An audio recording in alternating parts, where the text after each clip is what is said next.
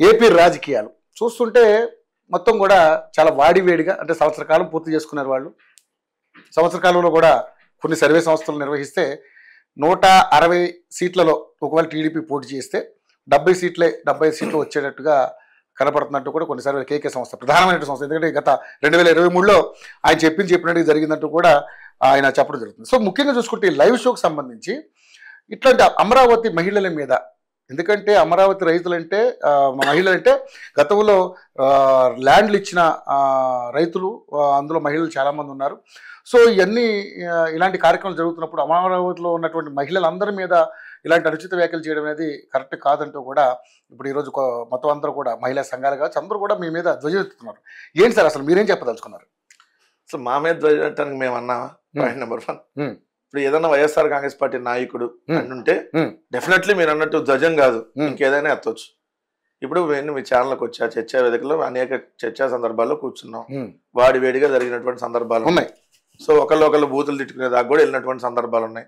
దానికి మీరేం చేస్తారు? దాని మీద మీకు మీద కూడా కేసు పెట్టాలి, లేదంటే మీ చైర్మన్ గారి మీద కేసు పెట్టాలంటే అది తప్పు కదా. సో ఇప్పుడు అనేక ఛానల్లో అనేక డిస్కషన్స్ మనం చూస్తూనే ఉన్నాం. అసలు నిజంగా అసలు ఆ రోజు ఏం జరిగింది అనేది మనం ఒకసారి చూద్దాం. ఆ రోజు ఏదో చర్చా వేదికలో ఒక అమరావతి అనేటటువంటి రాజధానిని దేవతల రాజధాని అని చంద్రబాబు నాయుడు గారు అన్నారు. కాబట్టి ఏంటి నిజంగా దేవతల రాజధాని అని సందర్భం వచ్చినప్పుడు, లేదు ఇది ఆ టైప్ ఆఫ్ రాజధాని అని ఆయన అంటం అనేది నిజంగా తీవ్రంగా ఖండించాలి. దాన్ని ఎవరు కూడా సమర్థించరు. ఎవరైతే వివిఆర్ కృష్ణరాజు గారు ఆ సందర్భంగా ఆ రోజు మాట్లాడినటువంటిది, ఆయన వేరే దాన్ని లింక్ చేస్తా దాన్ని ఆ టైప్ ఆఫ్ అని చెప్పడం అనేది కరెక్ట్ కాదు. సరే, ఆంధ్రప్రదేశ్ అనేది ఈ రోజున ఈ వర్కర్లకు అగ్రస్థానంలో ఉంది. కానీ ఆ ఎక్కువ మంది ఉన్నారంటే అమరావతి చుట్టుపక్కల ప్రాంతాల్లో ఉన్నారు. సో అక్కడ పలానా వర్కర్లు ఎక్కువ ఉన్నారనో, పలానా నివేదికలు ఇచ్చినాయనో అలాంటివి మీరు చెప్పితే ఓకే, కానీ దాన్ని మీరు ఆ టైప్ ఆఫ్ రాజధాని డాష్ రాజధాని అనేది అంటం అనేది తీవ్రంగా ఎవరైనా కూడా ఖండించాల్సిందే. ఈ రోజు ఆ రోజే జరిగినటువంటి రోజు తర్వాత రోజు ఇది బయటకు వచ్చింది. తర్వాత రోజు తెలుగుదేశం వాళ్ళు వైరల్ చేయటం, తర్వాత రోజు వాళ్ళ ఛానల్లో డిస్కషన్ పెట్టడం ఆర్గనైజ్డ్ గా. అది జరిగిన రోజు రాలా, ఉదయం చర్చా వేదికలో జరిగితే శుక్రవారం రోజు అది జరిగింది. చర్చ మార్నింగ్ 7:30 to 8:30 టైంలో శుక్రవారం రోజు అసలు ఎవరికి తెలియదు. శుక్రవారం రోజు శనివారం బాగా వైరల్ అయింది. అది జరిగింది లైవ్. తర్వాత అవన్నీ లైవ్ అయిపోగానే అది మొత్తం లింక్ కూడా పెట్టుంటారు, లింక్ పెట్టారు, కట్స్ కూడా వచ్చినాయి కాబట్టి లింక్ పెట్టుంటారు. సో శుక్రవారం ఎవరు దాని గురించి మాట్లాడలా, జరిగిన రోజు లైవ్ చూసినాక ఎవరు మాట్లాడలా, ఆ రోజు అలా మాట్లాడలా. శనివారం ఉదయం నుంచి స్టార్ట్ చేశారు తెలుగుదేశం సోషల్ మీడియా. దాని తర్వాత శనివారం తెలుగుదేశం మెయిన్ మీడియా దాని మీద డిబేట్లు. ఆదివారం చంద్రబాబు నాయుడు గారు ఆ వీడియోని పోస్ట్ చేశాడు. ఎంత దారుణం! ఒక్కసారి ఎవరన్నా ఒక తప్పుగానో లేదంటే అసందర్భంగానో ఎవరన్నా మాట్లాడితే దాన్ని మీరు 100,000 సార్లు ముఖ్యమంత్రి పోస్ట్ చేశారంటే లక్షలాది మంది చూస్తారు కదా. అది ఆ రాజధాని అని చెప్పి మీరే పత్రికల్లో పెట్టి ఈరోజు ఎవరు అవమానిస్తుంది ఆ ప్రాంతాన్ని? ఇది పాయింట్ నెంబర్ 1. ఆ రోజు జరిగినటువంటి చర్చకి యాంకర్ గారికి ఏం సంబంధం ఉంటుంది అంటే మోడరేటర్ కి సంబంధం ఉండదు కదా. కొమ్మినేని శ్రీనివాసరావు గారు అనే అతను జర్నలిజంలో 50 సంవత్సరాల నుంచి ఉన్నాడు. ఆయన వయసు 70 ఏళ్ళు. ఆయన 20 సంవత్సరాల వయసు నుంచే జర్నలిజం మీద ఉన్నాడు. అనేక పత్రికల్లో పనిచేశాడు, అనేక టీవీ ఛానల్లో పనిచేశాడు. 18 సంవత్సరాలుగా చర్చా వేదికలు నడుపుతున్నటువంటి అనుభవం. ఏ రోజు కూడా ఎవరిని ఒక పల్లెత్తు మాట్లాడు. మీరు కూడా ఇంటర్వ్యూలు చేశారు, ఆయన అనేక ఇంటర్వ్యూలు, మీరు పర్సనల్ గా కూడా కొమ్మినేని గారిని ఇంటర్వ్యూలు చేశారు.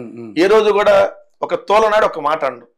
అలాంటి వ్యక్తి మీద ఈరోజు కేసు పెట్టి SC ST కేసు పెట్టి అరెస్ట్ చేయడం అనేది నిజంగా దుర్మార్గం కదా.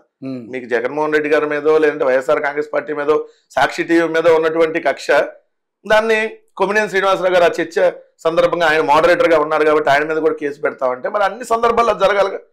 ఇప్పుడు నిన్న మీ పక్కనే ఉంది ఒక ఛానల్, ఆ ఛానల్లో కూర్చొని అది ఏదైతే టీటీడీ చైర్మన్ గారు నడుపుతున్నటువంటి ఒక అద్భుతమైనటువంటి ఛానల్, ఆ అద్భుతమైనటువంటి ఛానల్లో కాంగ్రెస్ పార్టీకి సంబంధించినటువంటి రేణుకా చౌదరి గారిని కూర్చోబెట్టి ఏం మాట్లాడిచ్చారో ఒకసారి మనం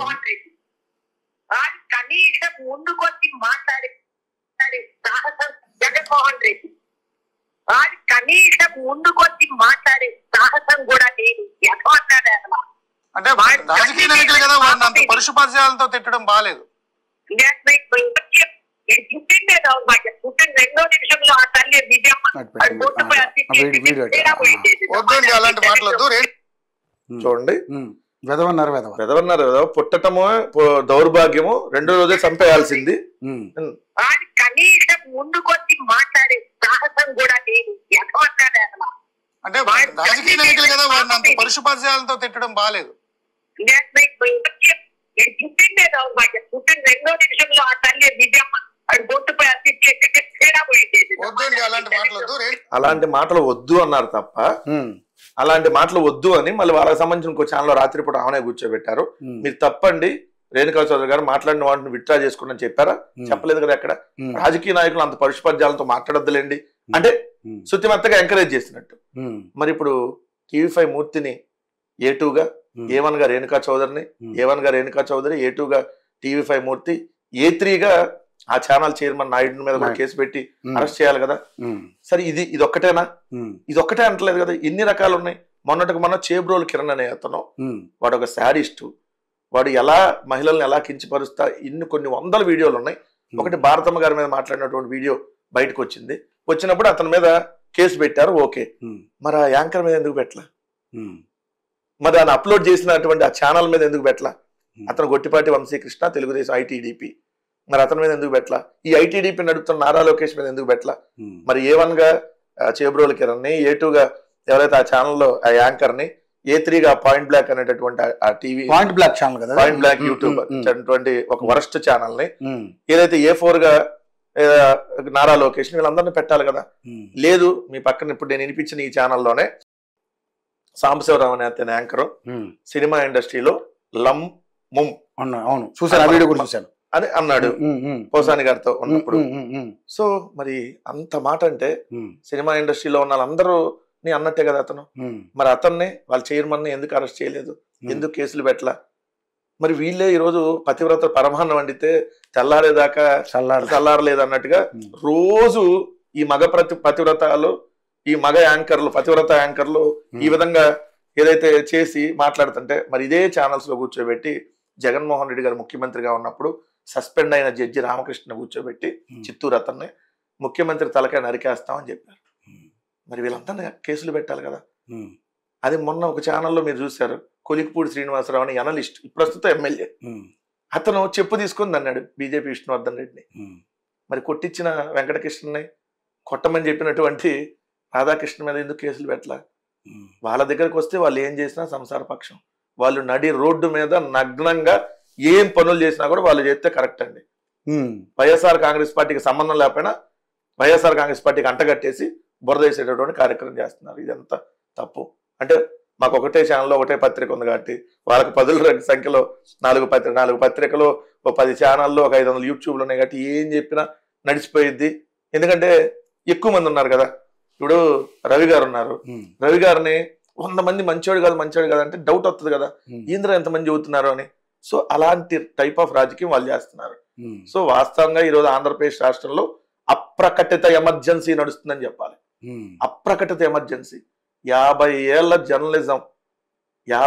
జర్నలిజాన్ని ఈరోజు తీసుకొని వచ్చి పోలీస్ స్టేషన్లో కూర్చోబెట్టి, రాత్రంతా స్టేషన్లో కూర్చోబెట్టి తప్పుడు కేసులు పెట్టారంటే మరి ఇది అప్రకటిత ఎమర్జెన్సీయే కదా.